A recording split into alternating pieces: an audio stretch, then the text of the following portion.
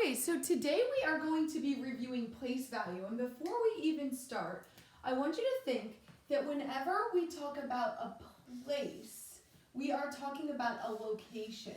So when I think of place, I think of its home, okay? Because you have to remember place is location. Whereas value, when we talk about value, a lot of times I draw this money sign.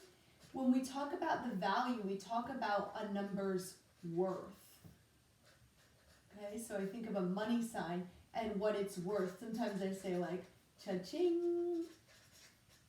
Okay, and so we're thinking about the worth, how much something is worth. Okay, and now we've learned place value before several times. The difference is today we are going to be looking at some of these places or some of these houses that are located behind the decimal. Okay, so, and I want to talk about how to read those. Okay, so we have places in front of the decimal. Okay, we have all the units. Okay, meaning that we have the ones, the tens, the hundreds. Okay, and then separating those with a comma, we have another house, and this whole house is the thousands. So these are the thousands, the 10,000s, the 100,000s,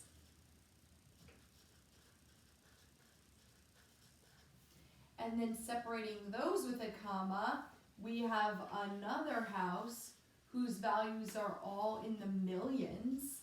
So we've got the millions, the 10 millions, the 100 millions, and we could keep going to the next house over would be the billions, okay? So something that all of these numbers have in common is that they are all whole numbers. They are all either worth one or more.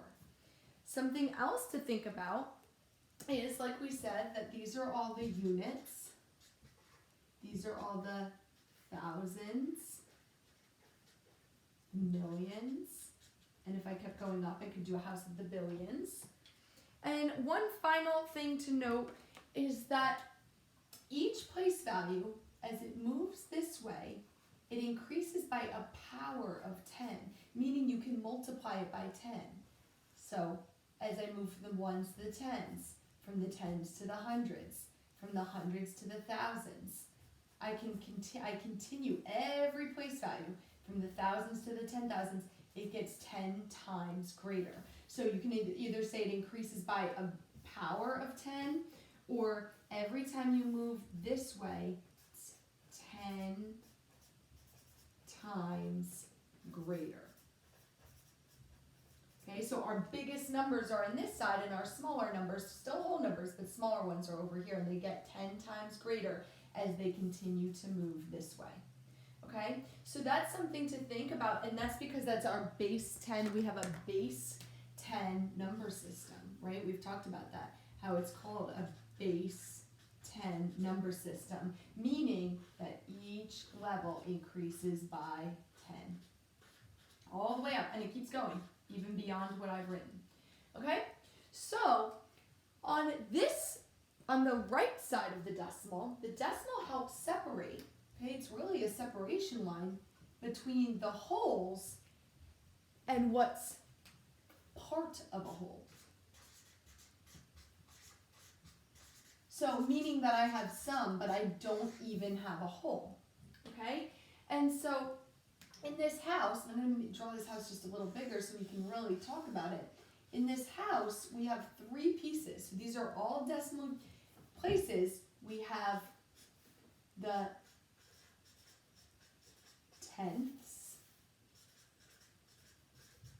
the hundredths, and the thousandths. Okay? And so, again, one thing that they all have in common is that they are parts of a whole. Okay, so these are our decimal place values. And they could keep going, they could get even smaller, okay, but we're just going to focus on this. you might notice they all end in that THS, okay? So when we write them, even though they look like words that are over here, we have to be mindful of spelling them with that THS, okay?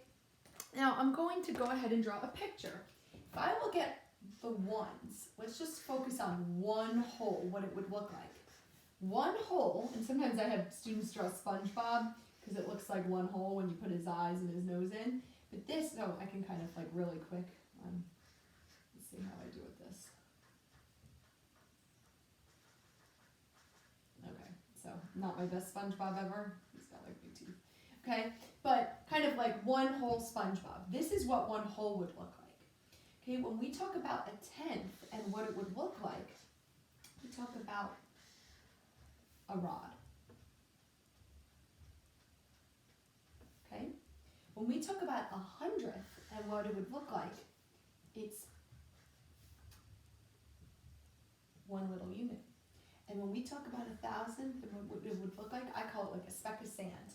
It would look like one piece out of 10 of this. Okay, so what I want you to pay attention to is that we talked about before how it gets 10 times greater when you move this way. But notice when you move this way, our number system gets 10 times smaller. So as I move this way, it gets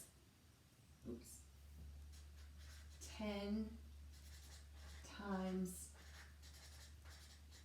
smaller. Or another way to get that, to write that, is each level that you move is 1/10 the size.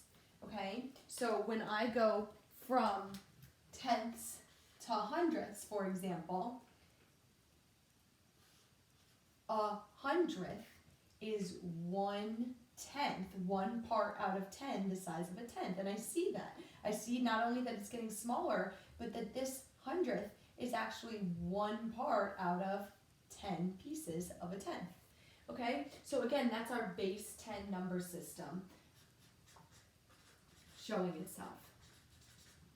Okay, so the last thing I want to talk about is when we have these numbers, being able to read them appropriately.